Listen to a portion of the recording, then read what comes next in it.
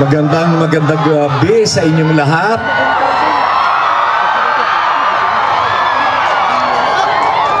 Magandang gabi. Ang daming tao. Okay. Mabuti na lang nauna ako rito. At least nakausap ko na agad kayo.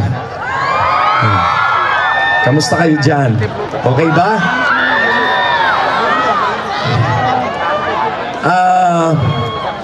Actually, dapat political speeches yung gagawin natin dito. Kaya lang, magkukwento na lang ako. No?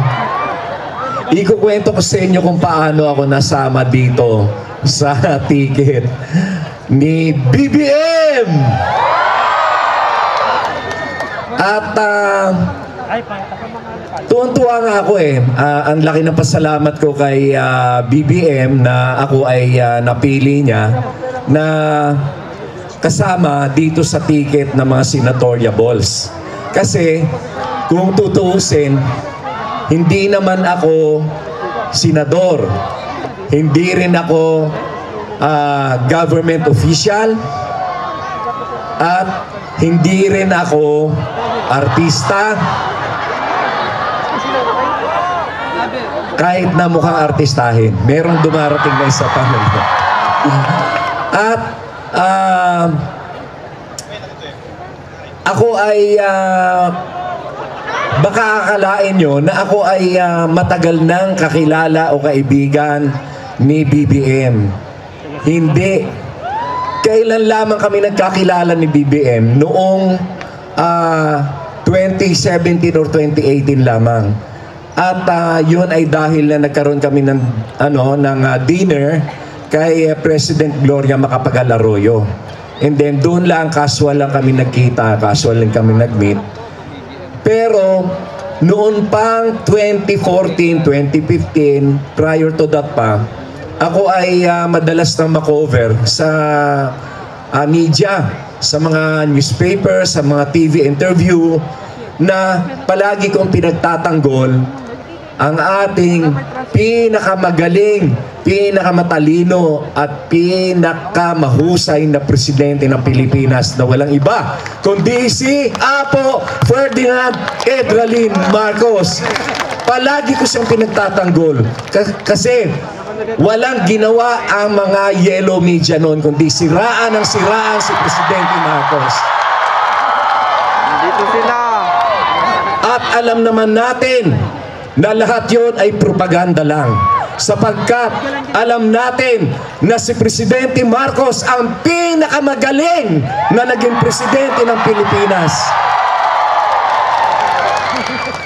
Kaya ako noon ay talagang pinaglalaban ko ang imahe ni Presidente Marcos.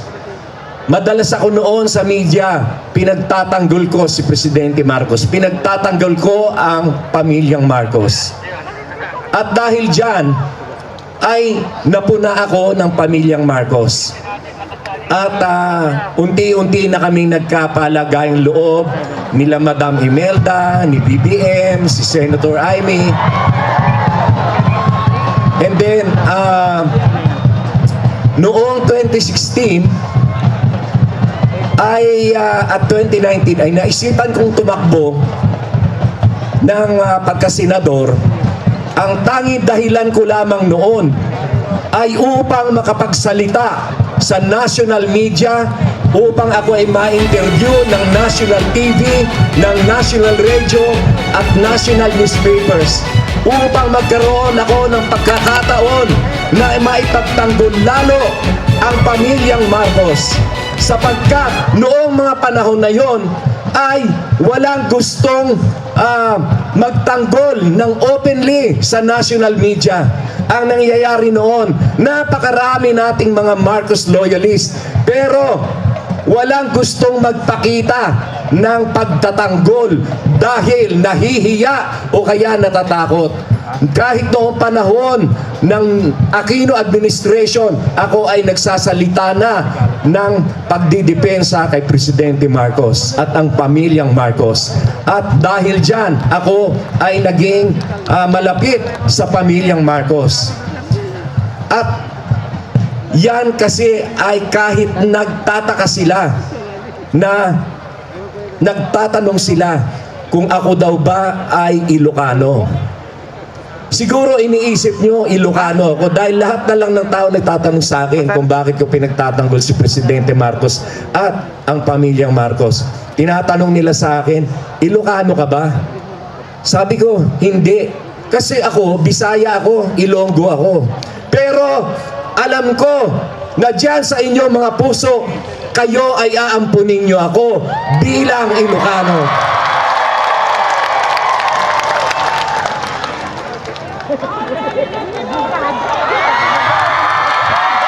I love you!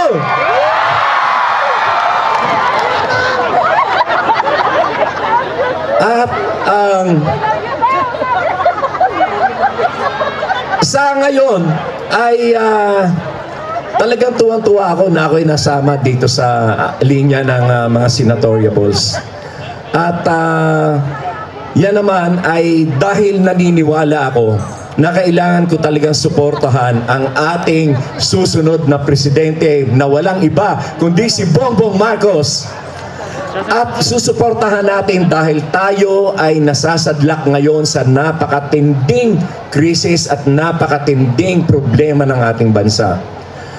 Kinakailangan natin ng isang mahusay, matalino, malawak ang eksperyensya sa gobyerno at yan ay walang iba kundi si Bongbong Marcos bilang presidente, bilang bagong presidente ng Pilipinas. At kailangan din ng katuwang ng ating presidente sa pagpapatupad ng mga programa ng gobyerno at yan ay ating pipiliin, susuportahan si Inday Sara Duterte bilang Vice Presidente. Dahil kailangan nating magkaisa, magmula sa ating mga kababayan dito sa Ilocos hanggang sa Mindanao, magkaisa tayo upang ang bansa ay maibangon uli natin sa matinding dagok ng ekonomiya. Napakarami kong mga programa, mga legislative agenda na gustong ilahad sa inyo. Pero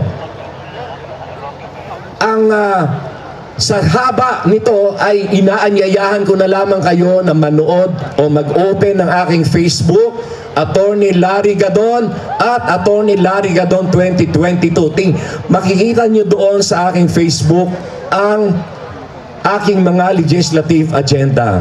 Pero kung ako ang masusunod ay gagayahin ko ang mga proyekto ni Bongbong Marcos, lalo na yang mga windmills dito sa ating Ilocos Norte, sapagkat yan pala ay ang pinakamaganda, pinakamalaki na windmill power technology dito sa Southeast Asia, at yan ay pinangunahan ng proyekto ni Bongbong Marcos nung siya pa ay gobernador dito. Kaya kung yan ay gagawin natin sa maraming parte ng Pilipinas, ang ating kuryente ay mapapamura natin. At kung mapapamura natin ang kuryente, babalik dito ang industriya, babalik dito ang mga pabrika upang makapagbigay ng trabaho sa ating mga kababayan. Dahil yan ang trabaho, ang ating isa sa pinakamatinding problema ngayon na dapat ay mabigyan ng solusyon. Kaya ako ay naniniwala na ang susunod na presidente ay dapat si Bongbong Marcos. Naniniwala ba kayo?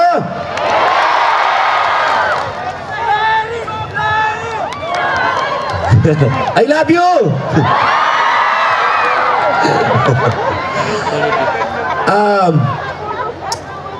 Ako, tumatakbo bilang senador.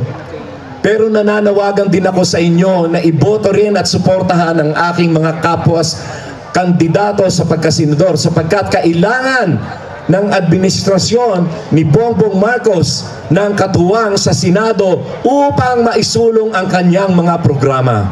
At yan ay kinakailangan nating suportahan ng ating mga senador. At hindi ko nababanggitin sa inyo ang mga pangalan nila dahil magsasalita rin sila dito mamaya. At humihingi lang ako ng suporta sa inyo. Number 29 sa balota, Attorney Larry Gadon.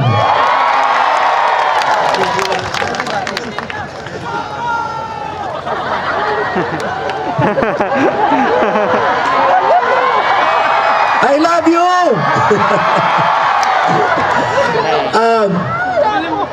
Makikita nyo na ako ay walang mga higanteng billboard. Wala rin akong mga nagkalat na mga poster pa konti-konti lamang. Wala rin akong advertisement sa TV. At wala rin akong mga advertisement sa radyo. Dahil alam ko, ang aking advertisement ay nandyan sa inyo mga puso bilang mga Marcos loyalist, at kayo ay aking magiging kasama sa pagluklok natin kay Bongbong Marcos bilang presidente ng ating bansa. Maraming salamat. Mahal ko kayong lahat. Mahal ko ang mga Ilocano. Maraming salamat at magandang gabi. Thank you.